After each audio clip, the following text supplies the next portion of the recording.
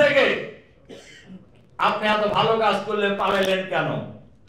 আপনার অপরাধের পাহাড় এত বড় যে পালায়ও রক্ষা পাবেন কিনা এই আশঙ্কা থেকে আপনি পালিয়ে গেছেন। এই 16 বছরে বাংলাদেশের রাজনীতিতে, বাংলাদেশের সমাজে সবচেয়ে জুলুম নির্যাতনের শিকার হয়েছে জামাত শিবিরের লোকেরা, কিন্তু আমাদের কোন নেতা তো পালিয়ে যান নাই।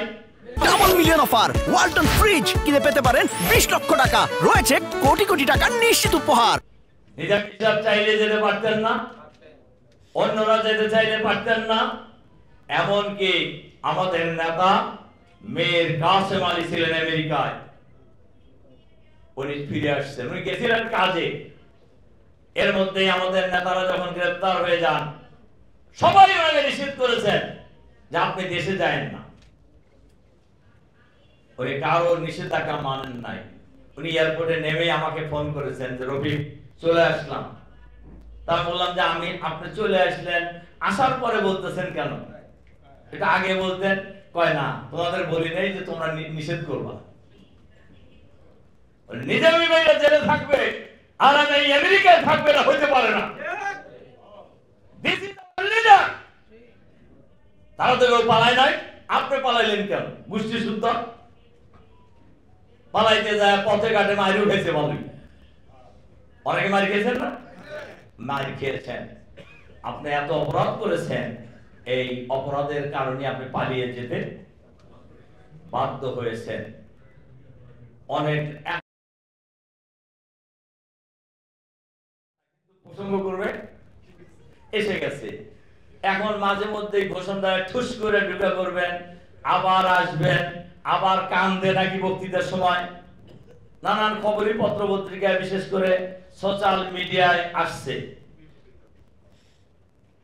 আর এইটা শুনে আবার বাংলাদেশেও তার যারা দোসর আছে বিভিন্ন জায়গায়, তারাও একটু মাঝে মধ্যে একটু নড়াচড়া করে না, এটা উকি ঝুঁকি মারার চেষ্টা করে। আমি তাদেরকে বলবো, আপনাদের নেত্রী আর আসবে না, জেনে রেখেন। কেন আসবে না সেটাও বলে দেয়। ওনার হাতে যখন ছিল police, BDR, RAB, army, Chhatra League, helmet League, আরো যত লীগ আছে সব লীগ ছিল। এই সব কিছুকে আপনাদের রেখে উনি পালিয়ে গিয়েছেন নিজে বাঁচার জন্য। আর সেই নেত্রী আবার ফিরে আসবে, এখন ওনার হাতে কিছুই নাই। এটা তো একটা পাগলও বোঝে কথাটা, বোঝে কি না বলেন? বোঝে। আর আপনারা অভিযোগী মারতেছেন, অভিযোগী যে মারবেন তিনি কিন্তু বিপদে পড়বেন, তিনি বিপদে পড়বেন। বাংলাদেশের মানুষ, আরেকটা কথা বলে আমাদের মূল কথার দিকে আমি যাই। দেখেন,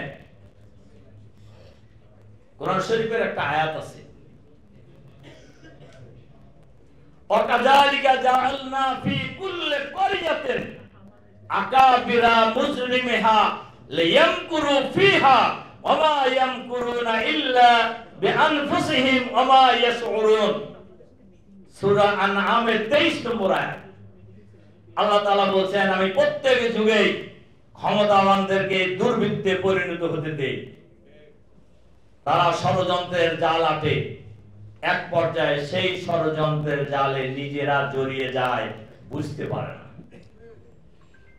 যে ট্রাইব্যুনালে শহীদ আমিরে জামাত মাওলানা মতিউর রহমান নিজামীকে বিচারের নামে প্রহসন করে, তামাশা করে, নাটক করে ফাঁসি দেওয়া হয়েছে, যে ট্রাইব্যুনালে শহীদ সেক্রেটারি জেনারেল আলী হাসান মোহাম্মদ মুজাহিদকে ফাঁসি দেওয়া হয়েছে, যে ট্রাইব্যুনালে মীর কাসেম আলীকে ফাঁসি দেওয়া হয়েছে, শহীদ কামারুজ্জামান, শহীদ মীর আব্দুল কাদের মোল্লাকে ফাঁসি দেওয়া হয়েছে, অসংখ্য নেতা কর্মীর বিরুদ্ধে যে ট্রাইব্যুনালে অন্যায়ভাবে জুলুম করে রায় দিয়েছেন, সেই ট্রাইব্যুনালে হাসিনা সহ তার গন্ধের বিরুদ্ধে বিচার শুরু হয়ে গেছে। হাসিনা যদি আবার এদেশে আসে, আসামি হিসাবে হ্যান্ডকাপ করে আসতে হবে তাকে, ইনশাআল্লাহ ইনশাআল্লাহ।